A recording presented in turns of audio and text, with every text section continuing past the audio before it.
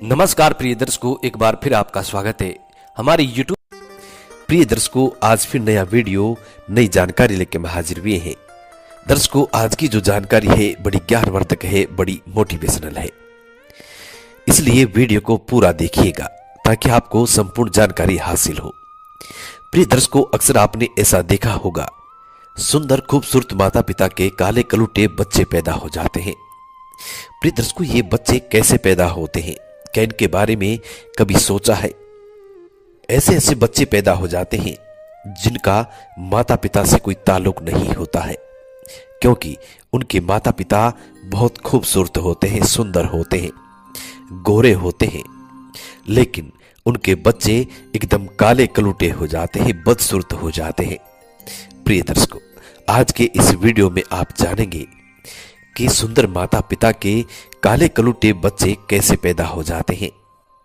ऐसा कौन सा कारण है कि सुंदर माता पिता के बदसूरत बच्चे पैदा हो जाते हैं, काले बच्चे पैदा हो जाते हैं? प्रिय दर्शकों, ये माता पिता की कुछ गलतियां होती हैं जिनकी वजह से उनकी संतान बदसूरत पैदा होती है, काली पैदा हो जाती है। कई पुरुष ऐसे भी होते हैं, यदि उनके घर में उनकी महिला को काले कलूटे बच्चे पैदा होते हैं तो वो लोग अपनी ही पत्नी पे शक करने लग जाते हैं और अपनी पत्नी को चरित्रहीन बताने की कोशिश करते हैं, चरित्रहीन का लाछन लगा देते हैं। वो लोग अपनी उस संतान को अपनाने से इनकार करने लग जाते हैं, अपनी पत्नी को दोषी ठहराते हुए और अपनी पत्नी से कहने लगते हैं कि ये मेरा बच्चा नहीं है, तुम पता नहीं किसका बच्चा लेकर के मेरे घर में आई हो। इस तरीके से अपनी ही पत्नी को गलत ठहराने की कोशिश करते हैं और अपनी पत्नी को नीचा दिखाने की कोशिश करते हैं। प्रिय दर्शकों, इस वीडियो में आप इस सच्चाई को जानेंगे कि सुंदर माता पिता के बदसूरत और काले कलूटे बच्चे कैसे पैदा हो जाते हैं। हमने तो यहां तक देखा है कि कई महिलाओं को तो अपने पतियों ने छोड़ दिया है। जब उनको काले कलूटे बदसूरत बच्चे पैदा हुए तो उनके पति ने उनको छोड़ दिया, ये कहकर छोड़ दिया कि ये मेरा बच्चा नहीं है, तुम न जाने कहां पर मुंह काला करके आई हो और इस बच्चे को मेरा नाम दे रही हो। ये कहकर उन महिलाओं के पतियों ने उन बेचारी महिलाओं को छोड़ दिया, उनका तलाक हो गया। इससे पहले जो लोग हमसे नए जुड़े हैं वो हमारे चैनल को सब्सक्राइब करें, बेल आइकन ऑन करें, अच्छे अच्छे कमेंट किया करें ताकि हर आने वाली वीडियो का नोटिफिकेशन सबसे पहले आपको मिले और प्रिय दर्शकों आप उसका फायदा उठा सके। शुरू करते हैं प्रिय दर्शकों आज का ये प्यारा सा वीडियो। प्रिय दर्शकों, सबसे पहले एक छोटा सा वाक्य हम आपको सुनाते हैं, इसको ध्यान से सुनिएगा। दर्शकों, प्राचीन काल समय की बात है, एक बुजुर्ग व्यक्ति एक जवान महिला से विवाह करता है और उनका विवाह संपन्न हो जाता है जब उनकी पहली रात यानी सुहागरात का दिन होता है, सुहागरात की रात होती है। तो प्रिय दर्शकों, वो बुजुर्ग व्यक्ति अपनी महिला के संग शारीरिक संबंध बनाता है। जब वो बुजुर्ग व्यक्ति अपनी महिला के संग सुहागरात मनाता है, शारीरिक संबंध बनाता है, तो प्रिय दर्शकों उसी रात्रि वो बुजुर्ग व्यक्ति खत्म हो जाता है, उसकी मृत्यु हो जाती है। वो जवान महिला उसी रात्रि गर्भवती हो जाती है, उसको अपने बुजुर्ग पति का गर्भ रह जाता है। प्रिय दर्शकों, 9 महीने निकलने के बाद उस जवान महिला ने अपने एक पुत्र को जन्म दिया। तो और जो मोहल्ले वाले और जो लोग थे वो उस महिला को गलत ठहरा रहे थे, कहने लगे कि इस महिला की शादी एक बुजुर्ग व्यक्ति से हुई है और सुहागरात के दिन ही इसके पति की मृत्यु हो गई है, इसीलिए ये बच्चा इसका पति का नहीं है, न जाने कहां पर अपना काला मुंह करके आई है। लेकिन वो महिला बार बार इसी बात को कहती कि ये पुत्र मेरे पति का है, लेकिन उनकी बातों पर कोई भी यकीन नहीं करता है। प्रिय दर्शकों, इस महिला का जो बुजुर्ग पति था जिसकी मृत्यु हो चुकी थी, उसकी पहले भी एक शादी हो चुकी थी और उसके पहले का एक पुत्र था। अब उसका वो पुत्र भी अपनी सौतेली मां के पुत्र को अपनाने से इनकार कर देता है। वो भी कहने लगता है कि मेरा पिता स्वागरात के दिन ही खत्म हो चुका था, इसलिए ये मेरे पिता का पुत्र नहीं है। प्रिय दर्शकों, इसी बात को लेकर चारों तरफ एक चर्चा का विषय बन गया था।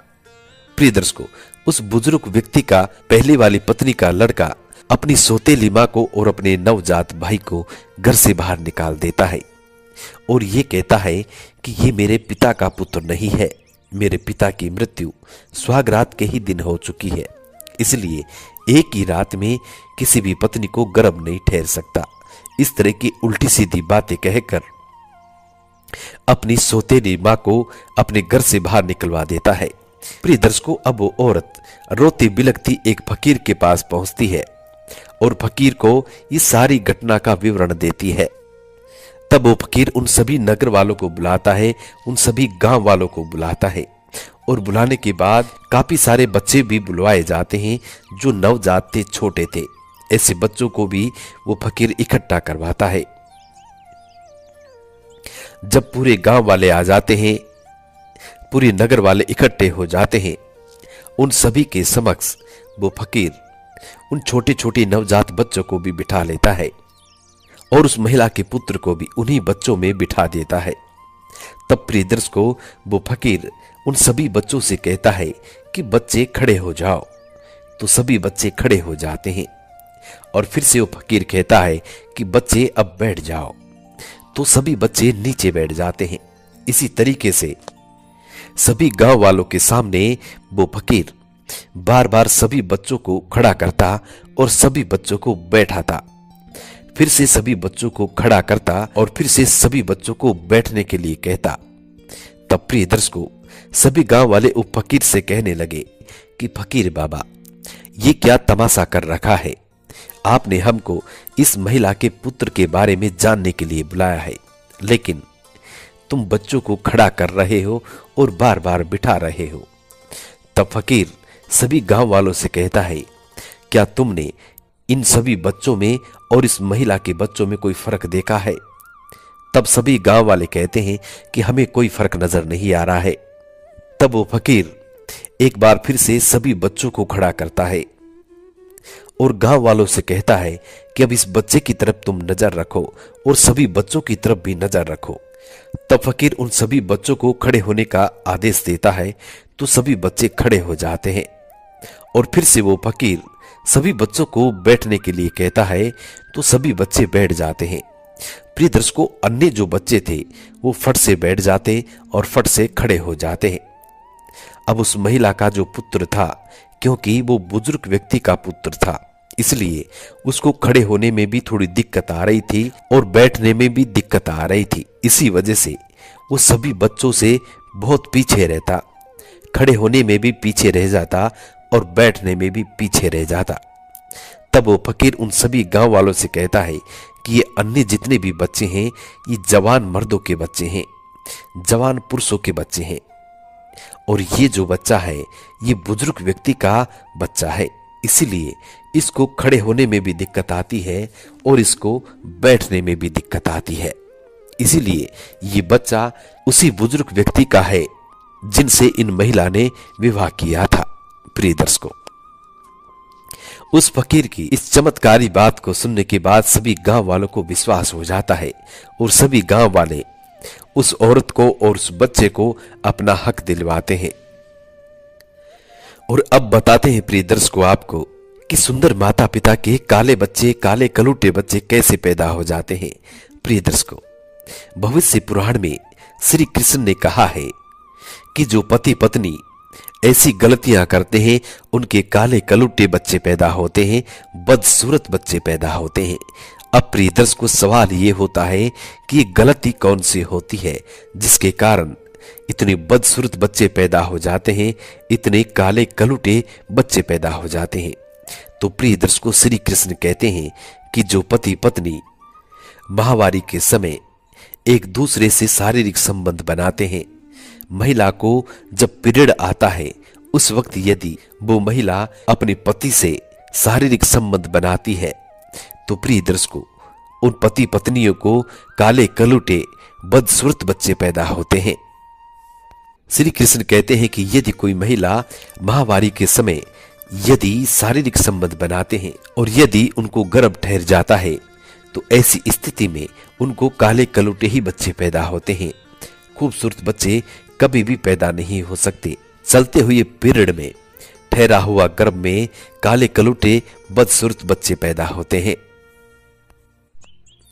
श्री कृष्ण कहते हैं कि ऐसी स्थिति में जब महिला का रक्तपान होता है, माहवारी के समय जब महिला के गर्भ से रक्त निकलता है, रक्तपान होता है, ऐसी स्थिति में यदि कोई मर्द उस महिला से शारीरिक संबंध बनाता है तो उसके बीज के साथ यानी वीर्य के साथ वो खून लग जाता है जो महिला के पीरियड के दौरान बाहर को निकलता है। प्रिय दर्शकों, वो गंदा खून होता है और जब ऐसा गंदा खून यदि बीज के साथ लगकर गर्भ धारण होता है तो ऐसी स्थिति में उन महिला को काले कलुटे या लूले लंगड़े पुत्र पैदा होते हैं, बदसूरत पुत्र पैदा हो जाते हैं। श्री कृष्ण कहते हैं कि ऐसी स्थिति में जब महिला को महीने का टाइम होता है, ऐसी स्थिति में कभी भी शारीरिक संबंध नहीं बनाना चाहिए। श्री कृष्ण तो यहां तक कहते हैं कि पीरियड के दौरान यानी महीने के टाइम के दौरान उस महिला को रसोई घर में जाना मना है, मंदिर में जाना मना है, कोई भी शुभ कार्य में जाना मना होता है। नहीं वो तुलसी को छू सकती है, नहीं किसी भगवान को प्रणाम कर सकती है। ऐसी स्थिति में यदि वो महिला ऐसे दुष्कर्म करती है, शारीरिक संबंध बनाती है, ऐसी महिला को, ऐसे पुरुष को नरक में डाला जाता है।